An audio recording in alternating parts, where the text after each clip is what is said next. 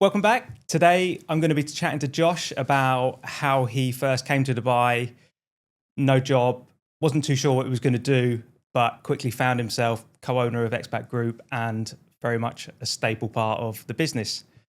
So, Josh, let's literally start by not when you landed in Dubai, because I want to pull it back a little bit and not to like embarrass you too much, and we won't go into too much detail, and I think you know what I'm going to say.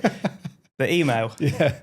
So the first contact I had from you was the email that you sent me. See, I don't actually remember this, and I'm not just saying that, but this was before I got here to Dubai. Mm-hmm. And I can't remember how or why I sent you that email. Because what do you mean? You obviously clearly wanted a job at the best company in Dubai. Obviously. But I don't remember ever coming across your contact details or you before getting here. The first I remember was seeing it on the Brits in Dubai Facebook page of the expat organisation. Like a recommendation. Yeah. And I thought, that's so cool. And I straight away went onto Instagram and searched expat AC, found it, and then came across at the time expat electrical. Went straight back to the search bar and searched expat plumbing. No results. And I was like, is this just fate that my profession, what I was doing, isn't covered yet? And at that point is when I remember reaching out and getting in touch with you. But I can't remember where the email came from, unless what I'm thinking is that point of saying expat was before I got to Dubai. Yeah, I mean, you'd sent the email prior to coming to Dubai, clearly. But I think you had dropped a message on Instagram to me because the opening line of the email was thanks for replying to me on Instagram, and then you entered into it. So this was maybe 2 or 3 months, I think, before you actually flew to Dubai. But in the email, you did say you were flying to Dubai, which was one of the key points because I think, as we've touched on before, we get a lot of messages that say, thinking of coming to Dubai, might start up a company, see you guys doing it, how do I do it, what do I need to do? Whereas this was different. I am coming to Dubai. I want to do this, and this is potentially an opportunity for your business. As you mentioned, there's a gap that we were covering AC and electrical, but not plumbing. And you weren't to know this, but I was actively looking for somebody to fill this gap because we wanted to be experts in our field. I'm not an expert in plumbing, didn't want to pretend to be, so I needed someone to fill that. And I'd actually trialed a few people that were already here, but literally no good. Yeah. So that really stuck out in the email, the fact that you were saying to me, I'm coming and this is an opportunity. But I wanted to know, like, when you sent that email, what was going through your mind? Did you think may not get replied? This might not be entertained? Yeah, I think at the time, like I knew it was happening because we'd committed so far in advance of even moving to Dubai. The way we changed our life to ensure that we were moving to Dubai is that it was happening. That there was no other option that it wasn't happening. We were coming. Whether it worked out or it didn't was another thing. And I remember in the months leading up to moving here, knowing that date was set of when we were leaving the UK, we were handing our notices in for our jobs and we were going on a one-way flight to Dubai. And it was kind of like, at the time, I wasn't worried about what would happen when I got there because I was just so confident that I'd find something. And I think in the lead up to it, I was sending CVs out for a similar sort of field to what I was doing, which was more facilities management. And I was just getting nothing. No replies? Nothing at all. Not a reply, not a acknowledgement, nothing. And I probably did 20 to 25 applications and nothing back. And I thought, oh dear, this could be a bit worrying here. Like we're so committed and we're leaving a very, very comfortable situation. We were both in decent jobs, had a house in the UK. We could have lived very comfortably. And at that point, I think I started to think, oh dear, this is going to be an issue for me. And I started to then look at other options, other fields. What else is there out there? Can I get something in motion so that when I land, at least I've got something to follow up on? So you initially thought I could potentially go into some sort of management rather than getting on the tools to do plumbing. And you had sort of reverted back to think, well, actually, maybe there is a gap because I spotted this company, they're not doing it. And you were willing to come to Dubai and get on the tools. Yeah. Were you to know that wasn't really a common thing for expats to, move to Dubai and then become a tradesman on the tools? It was really uncommon. Yeah. Quite a proud thing from our company that I'm proud to say is that when myself, you, and Matt were all on the tools covering AC, electrical, and plumbing. We were the first actual British qualified engineers to be on the tools in Dubai offering that service. So I think my career was plumbing, pipe fitting, supervision, management. I'd sort of gone through the full, what everyone does. Get off the tools, get into a manager's role in London. And I was happy there. Coming to Dubai, I thought I'd done with the tool work, the manual labour. I thought that was all behind me. But I was so sure of Dubai to be here, I didn't care. If that meant going back on the tools, it meant going back on the tools. If it meant doing something else, I would have done it because we wanted to be here and it wasn't an option to go back home. So anything I could have got that would have provided a living, I would have done or would have given a good shot at. Yeah. So, and a key point as well that I want to highlight on that email as well, as you just touched on being on the tools, moving into management. When I read that email and you described how you'd worked for a one-man band, you'd moved to a couple of other companies, achieving growth in those and more senior roles, one of them being in management of quite large teams. It resonated with me because that's exactly what I had done. So I knew that this guy that has sent this, not only is he keen on coming to Dubai, he's lived out the same sort of path that I had done from being on the tools and realizing that maybe there's a little bit more about me here I can progress into more, and went into that management role. So not only have you got the skills on the tools, but you've got a management role. So that then led for a thought process of, well, this guy could kick this off, grow it and manage it because you've got the skill set there already. So there was a few real key things in that email. And I know we have a bit of banter about it, now, but there were some really crucial points in that email that really stuck out, different to any of the other messages or applications I'd had for that particular position. And I think what's interesting is at the time you would have interpreted that knowing how the sort of structure was set up that you'd created with Matt and what you were doing. And I had no idea.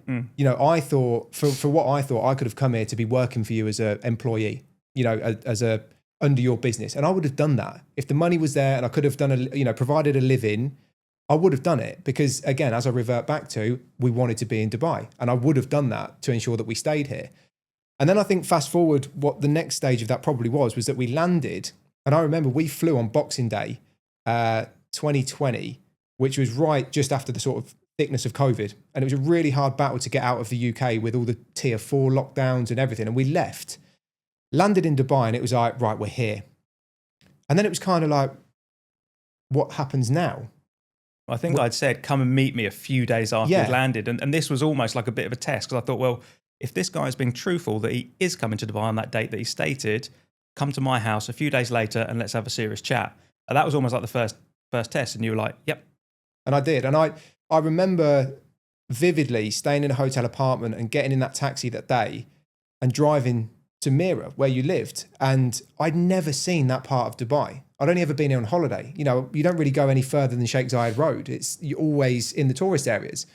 And I remember going through Motor City and through the old ranches roundabouts at the time before that all got changed and just thinking, God, where am I? I don't even know where I am. I'm going to meet this guy that I've never spoke to or met. And here I am in the back of a taxi, 4 or 5 days after landing in Dubai. Didn't have any expectations of what was to come.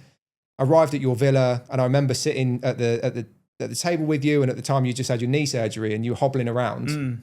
And I just felt instantly that we were very similar in the way we our experience in the past. And I think we ended up talking for about an hour or so. And still until the end, when you sort of explained to me how the setup worked and what was needed to be done. And the whole time I just remember being like, yep. Yeah, that's fine. You were fairly quickly, it felt like you were on board with it. But were you expecting that sort of proposition as to be coming into the business to set up a division and then eventually grow into it? Or were you expecting it to be more of an employee role? Well, I still remember after we sat down in your dinner table, one of the first questions I think I asked you am I working for you here? And then you explained how it was set up, how it was, no, this is going to be yours to grow. You work under the umbrella that you've created, but this is your little business. If you want to scale it, if you want to get employees, if you want to, you're in control of everything. If you want to stay on your own, you stay on your own. If you want to grow it and have 10 people, you grow it and have 10 people. I'm not here to, you're here to help and offer advice and experiences, but the rest of it's over to me to do. And I found that I always wanted to have my own business when I was younger, seeing my dad do it. And I always wanted to do it in the UK. I think similar to you as well. And landing in Dubai, having that opportunity given to you was kind of like, how has this happened? Like, how have I ended up here? But I think it goes back to the fact of you're just persistent with anything that you get offered. You take the opportunity and you do it. And that was what, surprised me, that 4 days after Dubai, in Dubai, I'm here speaking to a guy about starting my own business. And then from that, I remember leaving and going in the taxi back home and to the hotel, and Ellie was there, and we were like so excited that I've been given this proposition to start and do, and then realization sort of started to kick in. It was like, God, like, okay, so now I've got to actually do it. Like, the opportunity's there, but it's not going to be handed to you. Yeah, you've got to go and do it yourself. Yeah, and I think the second test just before that came in, because obviously there was like a small sort of buy-in fee to come into the business, and there was obviously associated costs with vehicle, tools, everything that goes with it, uniforms, everything you had to put into yourself. So not only are you only a few days in and you just met this guy you don't know and you're on board with it, you now have to put some money in as well. So, I mean, how comfortable were you at that point with committing to that? Did you at any point think this guy could just be having me on it? See, at the time, no. Like, it was just in my head, it was done. Like, this is this is what you've got to put in. This is how it's going to work. This is what you're going to need. And it was just like, yeah, like, whatever. I don't care. I'm all in on this. Like, I want to go for it. Yeah. And I just remember then, going back to Ellie and we were chatting about it, and we'd came here with a set amount of money that was to last us 6 months. And if we run out of that money, we were going home. That was it. That was the deal that we made, and that was what we saved for.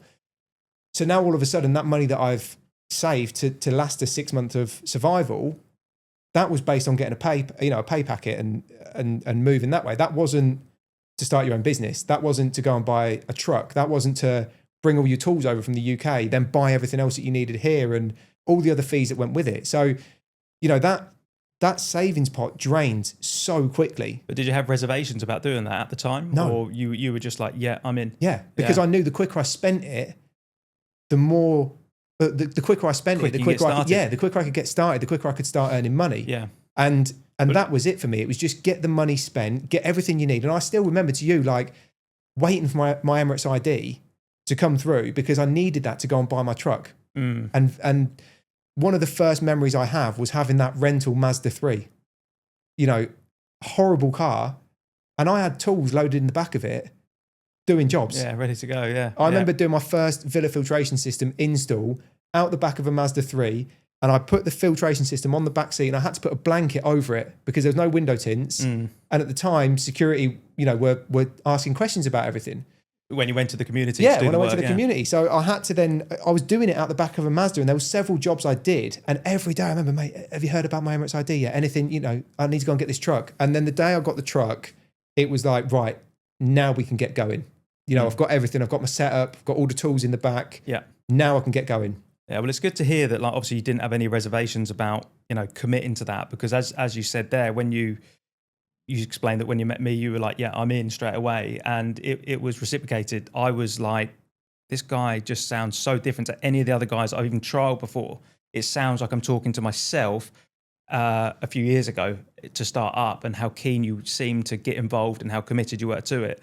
And the fact that this is really hard work in Dubai. It's sometimes 50 degrees heat out there, and predominantly the amount of work that we do is majority of it's outside. So it was going to be hard. So obviously, like, the first test was coming here, meeting me, putting some money in, and now we're just about to start. Sort of like the final test was, can this guy actually commit here? Because I'd had other Western guys that come onto the company. It didn't last 5 minutes. They just couldn't because it was so hot.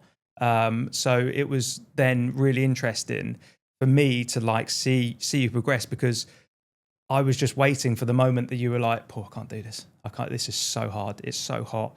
Not what I came to Dubai for. I came to Dubai to drive a Ferrari down the beach and drink champagne all day. That's what everyone paints this picture of Dubai. I was just waiting for that moment that, I can't fulfill the lifestyle that I came out here to do, which is what I'd heard so frequently before. So yeah, to see the commitment of taking a rental car Mazda down the road to a job to get a job done and just getting stuck in. I came with you on the first job because obviously I want to make sure that this guy is correct. He's treating the customers in the right way, does everything. And I was just like, he's getting stuck in it. He's like, nothing's phasing him. And it was just like such a relief that it felt like I'd finally found someone that would fit that gap and just ticked all the boxes. I think the further to that, the key benefit I had was seeing you that was probably 2 or 3 years ahead of me at that point. And I knew to myself that deep down, I knew that plumbing would never be the size or the scale of the AC. Ultimately, the climate where we live, it's never going to be. Yeah. You know, you got multiple AC systems in a villa, not as much plumbing work. But I still didn't let that discredit from the fact that I can still grow this because there's a big gap in the market for a good, knowledgeable plumbing company. Yeah, absolutely. And I think from there, I always had that aspiration to get the first employee, you know, grow and keep going. And at the end of the day, I wanted to come here, and me and Ellie said, if we can match our lifestyle in the UK but live in Dubai, we're happy. Yeah. Because we were very happy in the UK in terms of like comfortability, money-wise. You know, it wasn't an issue for us. It wasn't that. It was the quality of life that we were searching for. So we wasn't coming here to be millionaires. We wasn't coming here for the money. It was for the quality of life. That was what we wanted. And it's actually funny because I was looking back through some of our messages just a few days ago, and when we used to get the reports of the you know, how each division was doing money-wise and the revenue and everything. Yeah, yeah. And it's a similar question to what I asked you, that when did you know you were onto something? And I look back, and I started in the January, if you remember, that it was the sort of January, February when I really got going and had the truck. And yeah, well, like I said, I think we met on the 4th of January, didn't we? And it was like, yeah, I'm in, yeah. And I think it was the end of January I got the truck, it. and the start of February I started going. And from that point on, it started going. And by the April, I checked on the figures. I was earning the same money as what I was back in the UK in 3 months. And I think by that point, you never know what's going to happen the next month. And you always doubt yourself, are you going to do better the next month? Is it going to be worse? Have I peaked already? Am I going to repeat this next month? It's never guaranteed. So, but by that point, I was earning the money I was in the UK. So it's kind of like by that point, we're safe. You know, we can put food on the table, we can pay our rent. This 6-month plan and this 6-month cushion, and within 3 months, you've set up a division of a company, and you're now feel like, okay, we've done this in half the time that we've given ourselves, we're okay. Yeah, and that was the whole point of where sort of safety came along. And I think the first 3 months, not to skip over that, was tough. Yeah, really tough, because the money doesn't come in straight away. But at that 3-month point, when you did think, okay, we're all right here. Did you just think, okay, that's all right now, we can just tick over at this? Or did you think, this is okay, what can we make of this? Like at that point, did you ever see the company being what it was today at that point so early? Never. No. Like I never thought, here where we are sat today, never. Yeah. Even... I'm the same as well, by the way. Like, I think even to the scale what you had at the time, I didn't know if I could ever get to that. I sort of said to myself, if I could have 2 vans on the road with 2 teams in it, and I could go and do little bits and pieces, that was what I wanted to do. That was the sort of like, if it got more than that, it'd be amazing. But I didn't want to set any huge expectations and never get there. And I thought to myself, if I can get 2 teams on the road, I can sort of take a little bit of a back seat by doing a lot of the admin work and pricing and all that sort of stuff while they're working. That would be comfortable and would be earning, you know, enough money to live a comfy life, which is ultimately what we wanted. But I think, again, in going back to that first 3 months, like there's times in there where I look back now and you sort of forget about them being, you know, we're only talking just over 4.5, 5 years ago now. So it's not a long time ago. But there's times in there where there was never a doubt in my mind or a thought about quitting or giving it up or stopping. But there is so many times in there where you could have given up. Yeah, yeah. The wrong type of person could have so easily given up. Yeah, and I think these are the people that I'd experienced previously. Yeah. Even some employees that we've had that are like, yeah, I'm in it. And you look at them and you think, yeah, they've got a tradesman background. These guys are perfect for it. They can't withstand the heat. And they have a false impression about what Dubai is. They don't realise that you actually have to work hard here for stuff. It doesn't just fall on your lap. And that was the big thing, the heat that got me, because I was lucky that I started in February. So I'm starting in February. I'm like, this is great. 28 degrees, midday, working on a roof. Shirt off. Yeah, it's quality. Yeah. And then March rolls around, and then April rolls around, and then May rolls around, and you're in a water tank cleaning it in 60-degree heat. And as quick as you're cleaning it, the sweat is beading off your face, and you're trying to, you know, it's bad. It's really, really hard work. And being a new company, a new business, you try and do too much because you want the next job. You want to get to the next person, and you take on too much. And there was one time I vividly remember in that first summer, I was working in a Jumeirah Park villa doing a tank clean and some other bits and pieces. And I was getting so overheated and hot, not only me, but the equipment. The extension lead kept thermal tripping from the heat outside, that I kept having to unplug it, put it in the guy's villa in the AC to cool it down, and then get it back out again. And in the afternoon of doing that and in and out the tank every time myself, because I was still by myself at this point, I started going really dizzy. And I went and sat in the truck and put the AC on, put the chair back. And I just remember at the time that my left fingers started tingling. And we all know what numbness in the left side of your body means. And I thought, is this it? Like, is this the point now where I've pushed it too hard? And at the time, I didn't know whether to ring Ellie and say I'm in trouble. I didn't know what to do. And I kind of sat there for 10 minutes and it calmed down and the sort of tingling went away and went back and checked on your extension lead. Yeah. And just went back and carried on. Yeah. Because I've got a job to do. Yeah. You know, I've got a customer that needs their job finishing. And that, I think that's the type of mentality you need if you're going to do this. I don't think it was that job that I saw you on, but I do recall coming to meet you on a tank clean, like very early on in your start. And I remember looking at you and like t-shirts sodden, shorts are sodden. And even me coming from the AC side of it and being on roofs all day, I was like, Jesus, these plumbers haven't got it easy. And you know, you have a bit of banter between the trades and stuff. And I just thought, wow, yeah, I don't fancy that.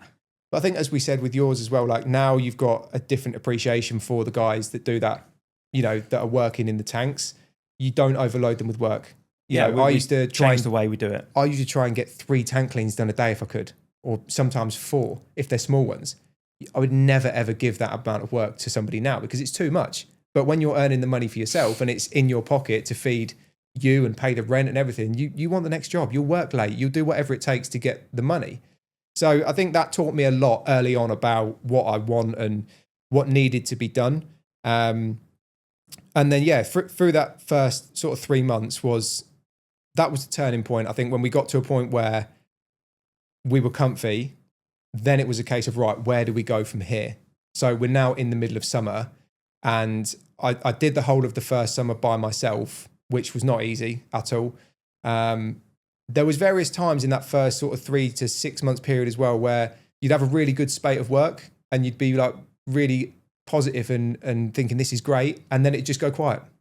And next thing you're sort of chasing up on quotes and trying to get things approved. And all of a sudden it comes to a bit of a halt. And that's also very like mentally tough to get through that, because one week you're earning the best week you've ever done. The next week you're trying to scrap around for work because you've got nothing booked in 2 days' time. Yeah, and I mean, I think this is where the sort of seasonality of it sort of comes in with the AC. We know when we're going to be busy and we know when we're going to be quieter, but with the plumbing, as you say, it could be sporadic. Obviously, at the time when you started, you had the benefit of all of the AC clients being recommended through to the plumbing to try and feed that work, which did give us a steady growth. But yeah, you're right. In setting up a business from the beginning, you are now not only just on the tools, you're also all of the office staff as well, all in one person. So, I mean, obviously you had management experience from the UK. Did you find it tough to then like switch between the two? The fact that you're trying to operate as a company, but you're one person, and you need to do quotes and admin as well as being on the tools. Yeah, I think the hardest thing I found was I don't like letting people down. I really don't like letting people down in any aspect of life. And when somebody that was either loyal to you or that needed help, and you're a one-man band and you can't just get there to help them because you're committed to other things. It's very personal as well. Like you've met the client yourself, you've helped them, you get on a sort of almost a friendship relationship. So yeah, when someone's screaming at you that they're in desperate help, it's hard to say no. I think a lot of the time I'd overcommit myself and put that pressure on myself to help them because I didn't want to let them down. Yeah. That was a really, probably what I struggled with the most in that first year was being by myself. Yeah. And at what point did you feel like I have to get someone there? Not that I want to grow and expand, but I actually have to. Because I think we're guilty in our early years of almost breaking ourselves to the point that, right, I need help. So at what point did you feel that you got to before you were like, no, I have to get someone in? I don't know if I remember having a conversation with you about it, that I felt that I was getting to a point where it was getting too much and work did not stop coming in. And I just said, if I get someone, not even to work for me, to go out and do jobs, but just to help me, on these jobs where I can be quicker at doing what I need to do from the technical perspective. If somebody could help me get the kit set up or pack the stuff away while I'm doing a worksheet, you know, that if you can save an hour a day by doing that, that's another job you can get in. And that's the mentality that I took with it. And I think I had a chat with you, and then I remember I took a lad on in the September of that first year as an apprentice. And his dad reached out on a Facebook group saying that his son was looking for some work. And it kind of just happened. I wasn't looking actively, but I saw that and I thought, you know what? This lad, I'll give him a chance. Like, if he wants it, I can pay him and he can come and help me. He had no experience in plumbing or anything, but he was willing to work. Yeah, and this was a young British expat as well, lived here. So it also gave him a unique opportunity to learn a trade, which isn't very easy to come by in Dubai if you were that way inclined. And I think the thing that resonated with me was that his dad said, you know, he didn't want to go to uni. He didn't want to go to college. And it was like me when I was that age. But fortunately for me, I had a great opportunity to go and do something. He didn't. So I thought, what have I got to lose? I'll take him on. If anything, he's going to learn some skills. And I can't actually remember how long he stayed with me, but it was a decent amount of time, because he ended up then going with the first engineer that I took on as a partner with him. But I'd been with him 6 months already and taught him a lot of things about, you know, he wasn't technically a plumber, but he knew what equipment we needed for certain jobs. He knew what tools were. If you asked him to go and get something from the truck, he'd go and get it. And that help really, really helped me out. But then I think that was the first insight into having someone who's kind of dependent on you, you know, that depends on you to get them to work and pay them a salary, as it were, to provide a service for you as a technically employee. And that was a big lesson for me, I think, in that. But it also opened my eyes to help isn't a bad thing. Yeah. And then from then on, it was like, right, I've got this lad that he helps me do tank cleans, and we can reduce the tank cleaning time significantly because he can get the kit out. It's also safer as well, as you highlighted earlier, about the dangers of working on your own as 100%. Well. Having two people, it just takes that edge off to make it manageable. Yeah. And that was, once I'd seen that he could help me, I thought, right, the next thing here is to get somebody in to do this work that I'm doing. Okay. They don't have to be as technically minded as me, because I've learned a lot. You know, Dubai and English plumbing is completely different systems, completely different materials. They use pumps here. We have mains water in the UK. It's completely different. But I found it early on my villa, didn't you? Yeah. God knows what you thought of that. I'm trying, actually, do you know what? Flashing back to that, I'm trying to think about how early that was in. And I mentioned about ticking all these boxes, but when you did try and resolve that water issue that I had at my house, and it kept on coming back every single morning, there was a moment where I was like, Jesus, this guy's ticked all the boxes, but maybe technically he's not there. It did cross my mind. He's just talked his way through it. But I could see you were genuinely like, what is going on? This is not right. And I think, you know, that was highlighting one of the quirks of Dubai, so it was about how things are set up differently to how they are back home. And I think, as we've spoken in previous podcasts, like, the way we both learn is from making mistakes or being in at the deep end. And that was a classic case of, I learned everything I needed to learn about that system within that short amount of time. Yeah, sure. Now you pass that on to everyone we employ. Exactly. And there's so many times where that's happened in the time that I've been here, that you've figured something out, you've worked something out, and you can pass that experience on now to other people. But yeah, I think, like, during that sort of first year with the apprentice lads, there was definitely getting towards, I think it was in maybe the November or December, there was something inside of me that thought, right, I need to really now, you know, I'm making money consistently each month, but I knew as well at some point there's only so many jobs I can do a day, and I've only got two hands. If I want to do better or get to people quicker or grow this as a business, I need more hands, because I can't do everything. And ultimately, with the request of business getting more and more, you're going to start letting more and more people down. And I think there's a very, very fine edge there between staying by yourself and losing business because you can never get to people, which we've experienced, and also knowing it's the right time to take someone on and grow. And with that in mind, I mean, it was always in my mind from the beginning that if you can develop this side of the business into something substantial, that makes it a lot easier for us now to combine as one business, as we are now.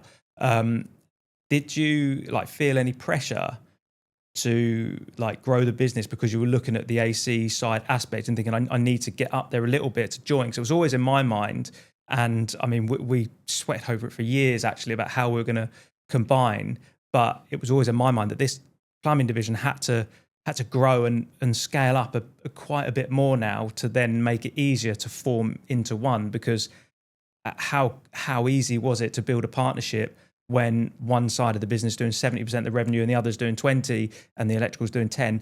How do we combine these three into one? So did you feel any sort of pressure to do that, or were you purely just looking at, I'm just going to take this as the work comes? Yeah, I wouldn't say pressure. I would say more driven to keep up. Not keep up because I knew it wouldn't be as big as the AC, but keep up in the fact that I know I can get another person here. I know I can get another van. There's a demand to do it. And I think the benefit, again, that I had, and even to this day that me and you have, is that we're there for each other to ask, like, if you need a bit of a kick to do something, we can give it to each other. And back then, I may have doubted whether it was the right thing to do, getting that first van and the first employee, a lot longer than what I did. Yeah. I think I do recall saying a couple of times, if we were talking about it, I was always very positive, like, yes, do it. Because I had the confidence from the experience that we'd had already to then say, yeah, look, there is the demand there. We can make this work happen. We have thousands of customers already. We can get the work going. And I think, yeah, that is ultimately what led me to do it, when I did. I think I would have kicked it down the curb a little bit longer, maybe doubting it. Maybe, is this the right thing? Should I just stay as I am? But the fact that you'd done it, you'd grown, you were way ahead of me. It was kind of like, well, I can do that. I won't be as big as the AC. I know I won't, but I can get a van on the road. Like, I've made some money.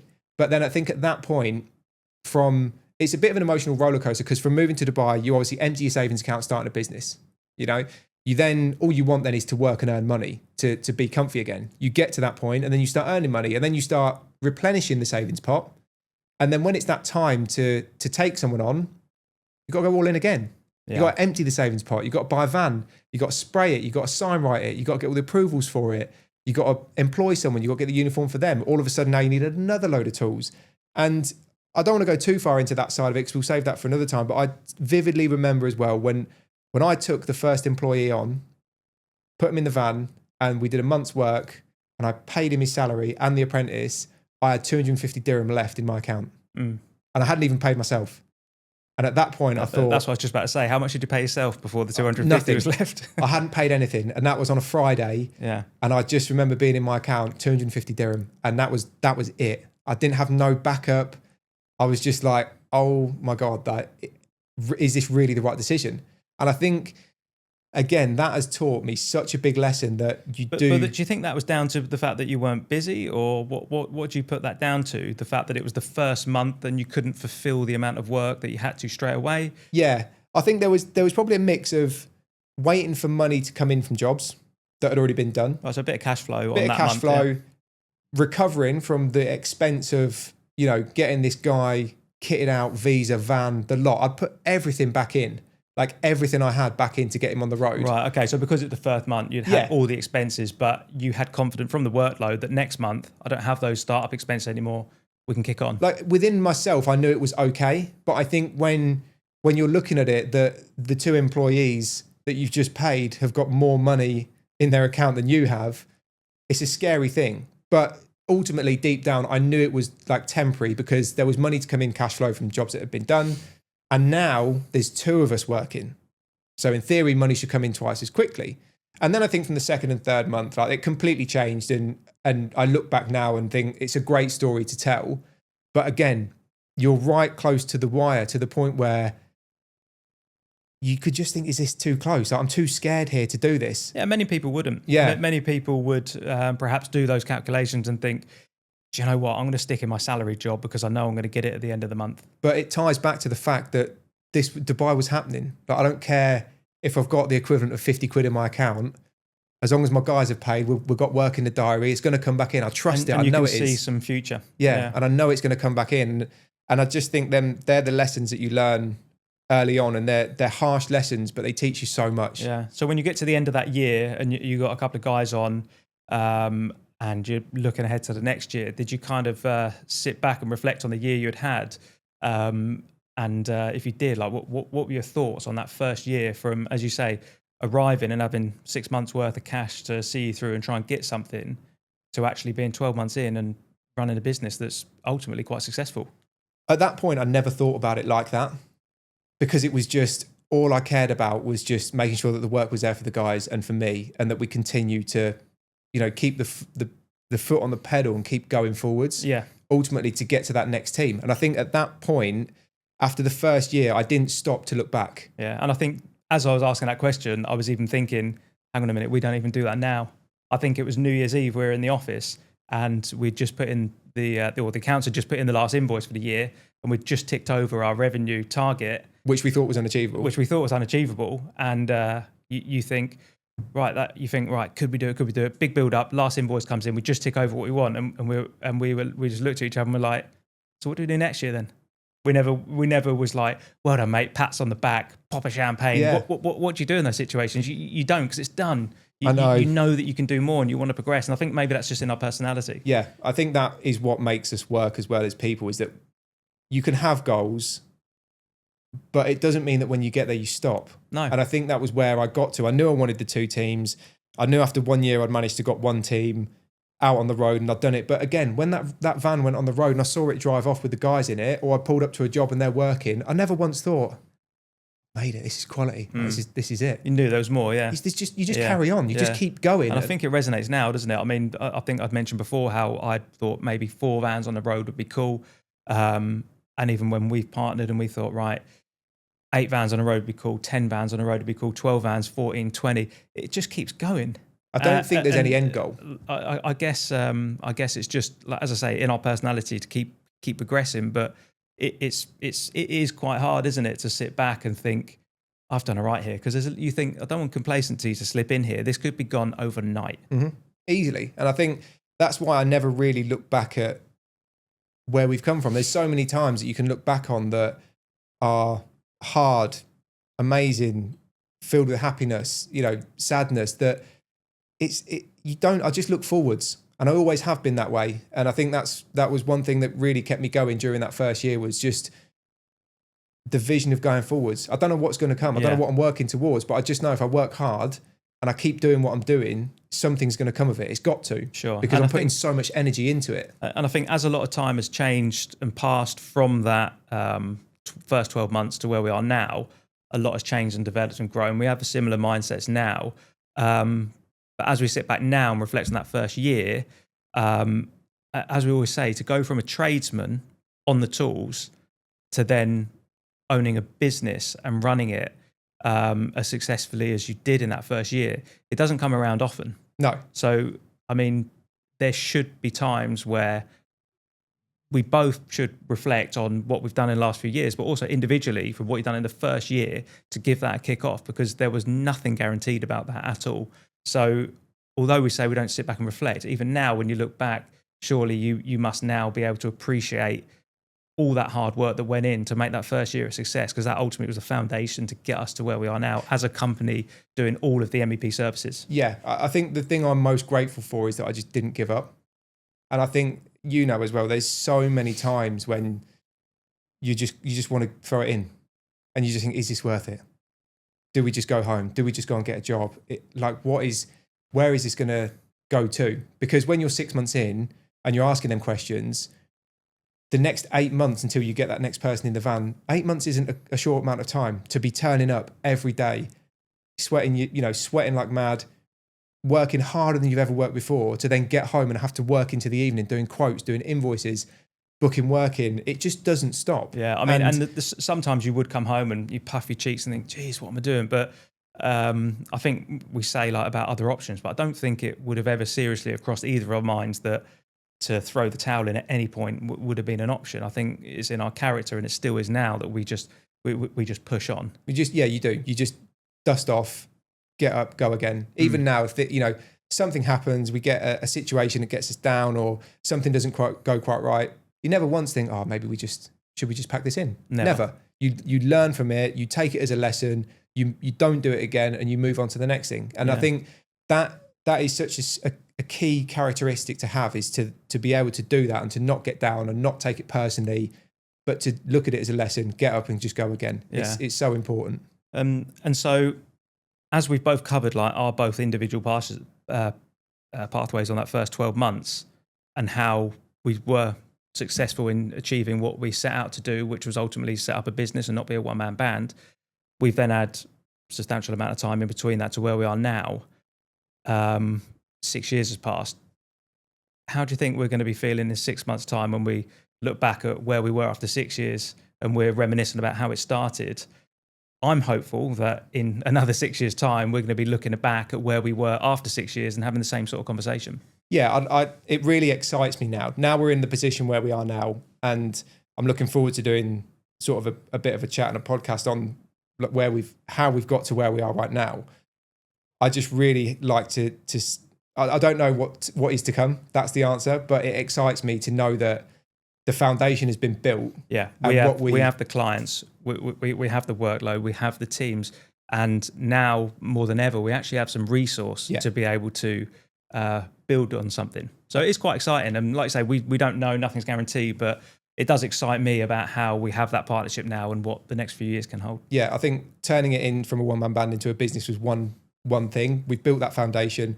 We still need to continue building it. There's a lot more we need to do. 100%. But we're going to get to a point where it's just, adding services on, growing into different areas, changing things, processes, improving things, bringing people in that can help with the business. I just think that is what now excites me and that I look forward to is that, there was one thing I always liked about certain business leaders I follow, and is that they admit what they're not good at. And I think that's really key to identify. If you, as a leader or a business owner, know what you're not good at, but then to employ someone that is very good at that and bring them in to help with the business. Because ultimately, we're tradesmen. We always say this, we're tradesmen. We're not business leaders, we are business owners, but we're not anything we've learned about business is in the last 5 to 6 years. And it's whilst doing it. We've not been to college or anything like that. So I think that ultimately, if you bringing people in to assist growing with the business is a really important thing to admit that, look, hey, I'm not actually that good at that side of the business. So I can now bring someone in to help with that. And that's going to, elevate us and help us grow.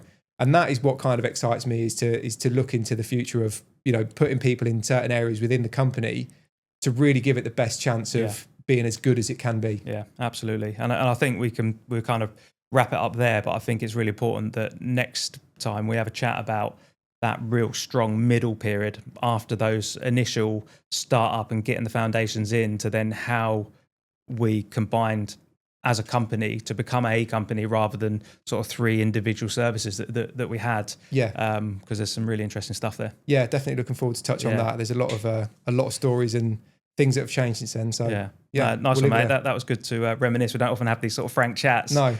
So yeah, nice. Sweet as. Cheers.